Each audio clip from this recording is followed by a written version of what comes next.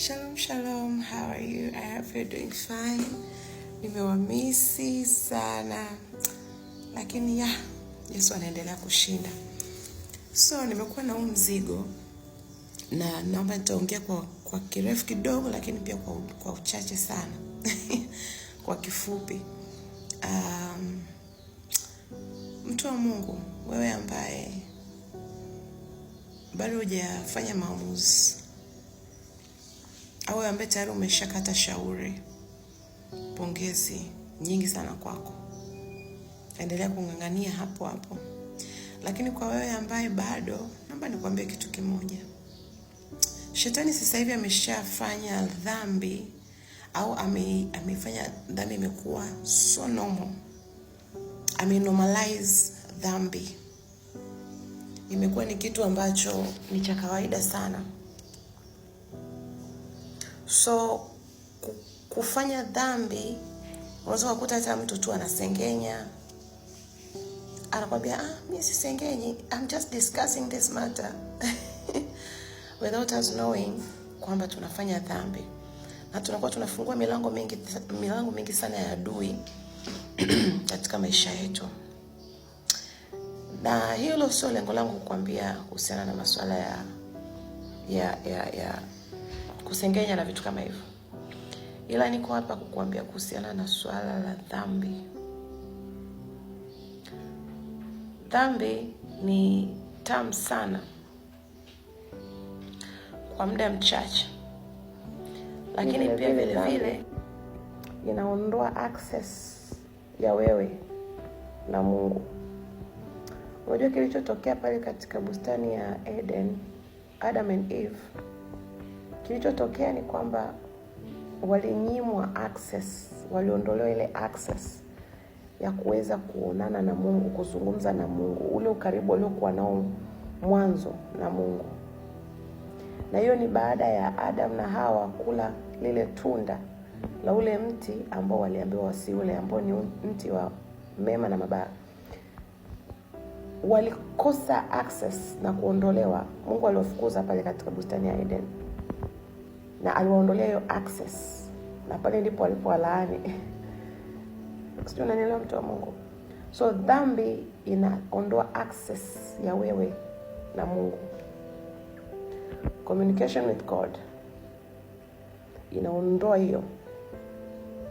Lakini pia neno la Mungu linasema kwamba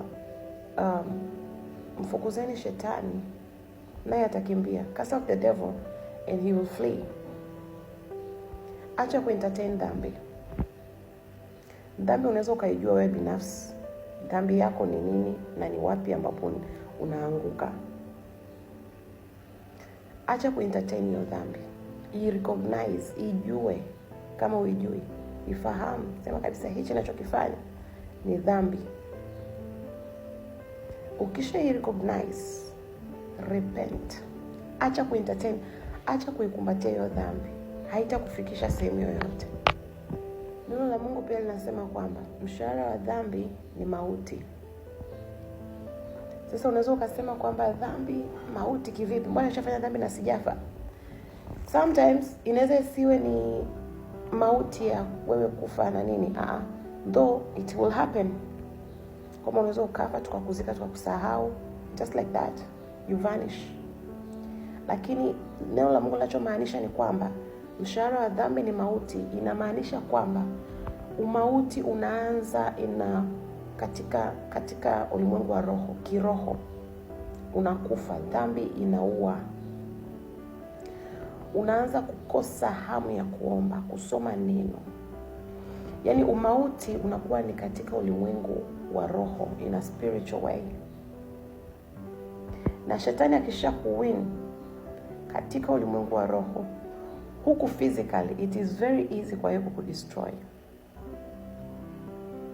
Shetani amefanya kwamba dhambi sasa hivi it is so normal, and the devil has made this kwamba the sin is so normal. Yani ni kitu ambacho cha kawaida sana. Na uenda unafanya ukitegemea kwamba baadaye nitaomba toba na nitasamehewa. Neno la Mungu Jamani, naomba nikwambie kitu kimoja, unajidanganya, unajichelewesha. Dhambi ya makusudi haikubaliki. You're wasting your time. Kuna sikumbuki vizuri, nilikuwa nasoma kitabu nikakutana na hiki. Kwa nasema kwamba the sin is like a credit card. Ambao wanaishi katika nchi za ugenini huko, actually nchi za wenyewe huko wanaelewa credit card ni nini. So hapa nasema kwamba a sin is like a credit card. Enjoy now, pay later. Yaani sasa hivi unaishi maisha ya dhambi. Unaenjoy sana, unapata chochote unachotaka. You do whatever you want. Ila kuna malipo. Mshahara wa dhambi ni mauti. So dhambi ni tamu sana, ila ni kwa muda mfupi. Na ile raha unayoipata ukiwa katika dhambi ya muda mfupi haiwezi kulinganisha na malipo utakayoyalipa. Na maanisha nini? Dhambi ni tamu kwa muda mfupi, lakini malipo yake ni makubwa sana. Ndio tunarudi kwenye neno la Mungu. Mshahara wa dhambi ni mauti. Sasa unaweza kwa sasa hivi unasikiliza sana watu wanasema repent, tubu, rejee, acha dhambi, Yesu anarudi. Ukaona watu ni washamba, wanaongea vitu ambavyo ni nadharia zao, hawajui wanachokifanya, wanapoteza muda, wamechanganyikiwa. Ni kweli kwa mawazo yako na shetani ndivyo anavyojaribu kukuaminisha hivyo. Ila niko hapa kukuambia kitu kimoja. Yesu anarudi. Very soon. He's near. He's just there. He's coming. Tubu. Acha dhambi. Iko siku, hiyo siku itafika. Ipo, inakuja. Tena very soon. Utaulizwa, haukusikia maonyo? Haukuambiwa kwamba ninarudi? Haukusikia hiki na kile? So, ukiwa na ignorance, usije ukasema hukuambiwa.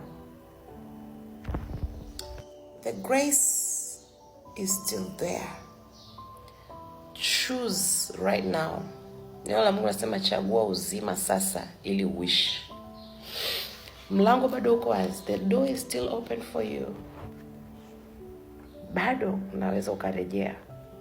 Bado unaweza ukatubu na Mungu akakusamehe na akakusikia maombi yako. Neno la Mungu linasema kwamba hiyo siku wako wengi watakaomuita Bwana, Bwana, Bwana, mimi nilikuwa naenda kanisani, mimi nilikuwa nasoma Biblia, kwa nini unaniacha? Purity and holiness is the cord. Purity and holiness, utakatifu na utaua, ndio kodi itakuwa kuingiza mbinguni. Purity, maisha matakatifu, maisha safi. Neno la Mungu linasema heri wenye moyo safi, maana hao watamuona Mungu. It's a matter of you to choose. It's a choice to make. Bila kushurutishwa, bila kusukumwa, bila kuzongwa. Yesu bado anakupenda. Tubu, urejee. Have a good day. Uwe na wakati mwema na Mungu akubariki. Bye.